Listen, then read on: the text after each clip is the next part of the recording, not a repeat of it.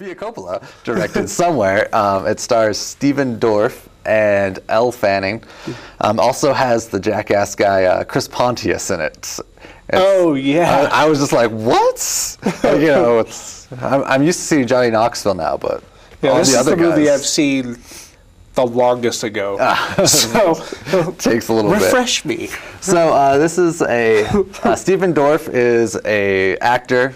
He does action movies. He does his own stunts. He's kind of between projects. He's just finished up a big acting thing, and this movie just takes place of what he does kind of in between. He's goes into his hotel, or I guess it's a hotel room / living arrangement. Mm-hmm. But he's rich and fancy, so he's got money, so you never know quite what they're doing.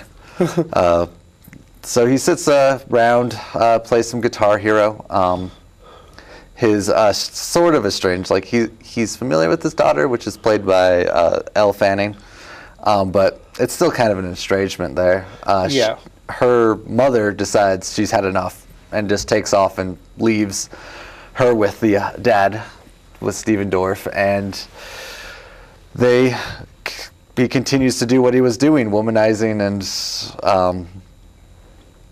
drugs and partying with his buddies because he's got nothing better to do, and he tries to keep his 11-year-old daughter from seeing it, but it's still there. And then they go on a publicity tour to Italy, and then when they come back. Seems that's about it.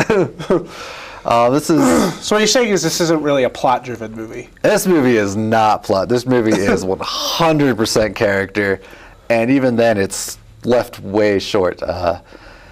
As much as I enjoy long pauses for dramatic effects, this wasn't for dramatic. This was for, look how bored this person is, and look how bored I can make you. I mean, I'm an art major and I'm pretty pretentious, but this movie is ridiculously self-aware. Sofia Coppola, raised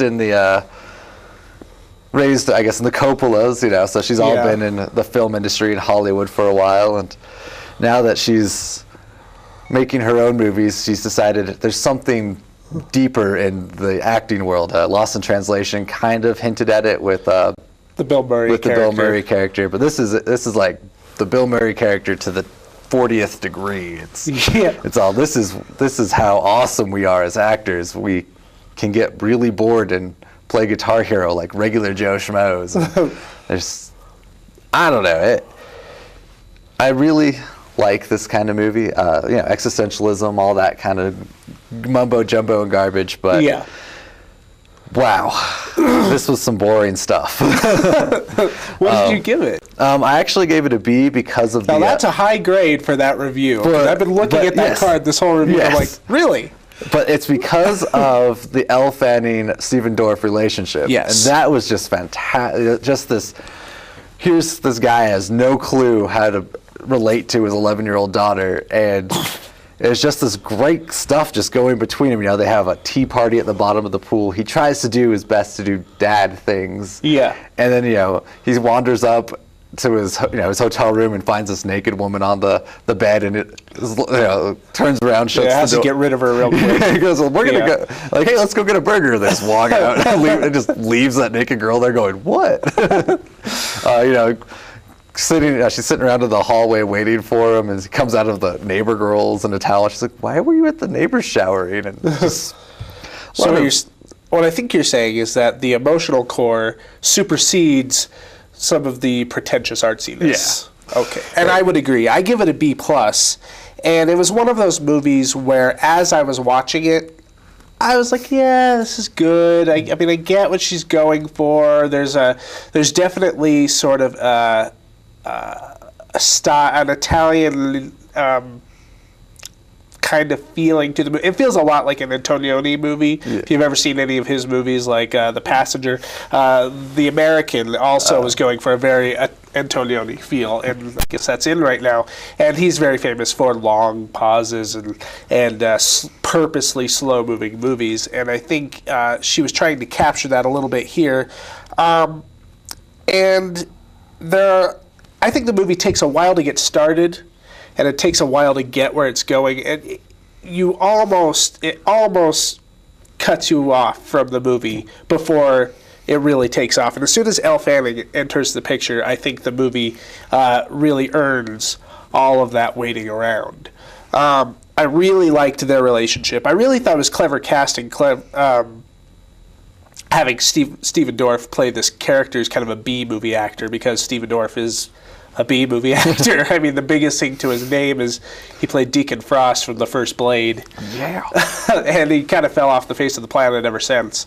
And so, kind of like a Tarantino-style casting choice there, where you get the actor that sort of fits exactly what he's playing. And of course, she did the same thing with Bill Murray before. And I think there's obviously, this is a really personal story for her, because you know that probably things like this went on with her life, because she grew up with Francis Ford Coppola, who probably took her on little trips to Italy like that. I'm sure that is cut right out from something that happened from her life, specifically that award show, that Italian award show. And so, because you know that it's a personal story, and because it's 96 minutes long instead of 196 minutes long, even though you feel all 96 minutes of it, I'd say it's worth seeing. The cinematography is especially really gorgeous. It's not for everybody, and you have to know going in that it's a moodscape. As you know, those are the type of movies she always makes, more mood-driven movies, and I think it's better than not good. But you will have to have a lot of patience for it. So the next movie we'll move on to is The Dilemma, directed by Ron Howard.